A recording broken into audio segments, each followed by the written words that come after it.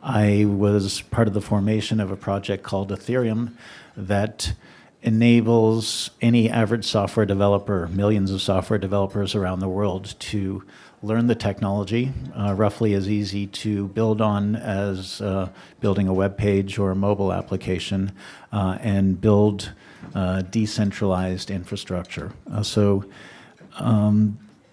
When I read the Bitcoin white paper, it occurred to me that people didn't need to occupy Wall Street anymore, that people didn't need to occupy anything anymore. We could just get busy building better foundational infrastructure for the systems, economic, social, and political systems that run our planet.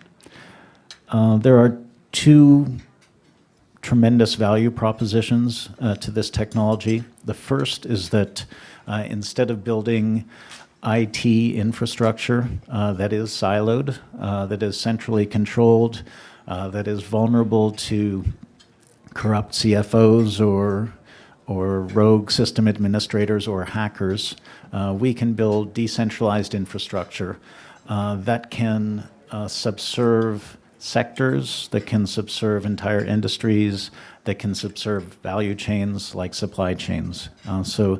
We are at a sea change in how we build IT infrastructures. The atomic unit of IT infrastructures will be collaborative, and we're going to see better, more transparent, more auditable, more trustworthy infrastructures that will facilitate collaboration in all the things that we do. The second core value proposition is moving our infrastructure into a native digital format. Native digital implies something more profound when you put it on a blockchain. We can move our monetary systems from beads to notches on sticks, to pieces of metal, to pieces of paper, to centralized entries or entries in centralized databases, and they're all roughly the same thing.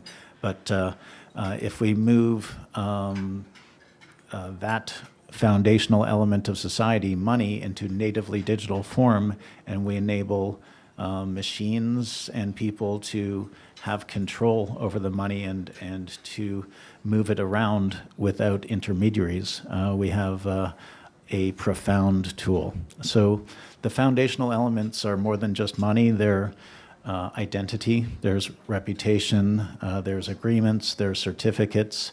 All of these things are currently realized in analog or frictional form. They're pieces of paper, they're ink, they're rubber stamps, they are subjectively interpretative rules, they are force, they are incarceration. All of the transactions involving those foundational elements have delays built in. Clearing and settlement involving every one of those elements extends over hours or days or months.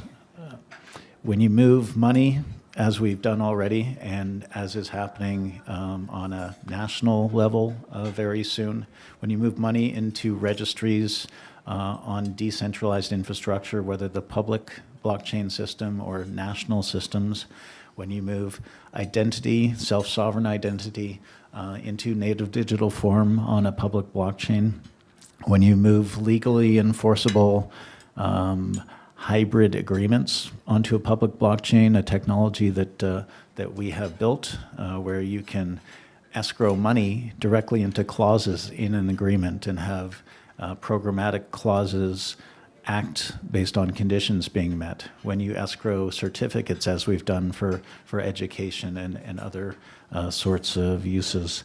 When all those things are natively digital, clearing and settlement involving all of those elements can be compressed into the instant of the transaction. As with compounding interest, where value creation events build on one another exponentially, we can move the value creation events in our society much closer together in time, reducing the durations, reducing the frictions. We can create a growth engine that will be astonishing and exponential, and bring us into the fourth industrial revolution.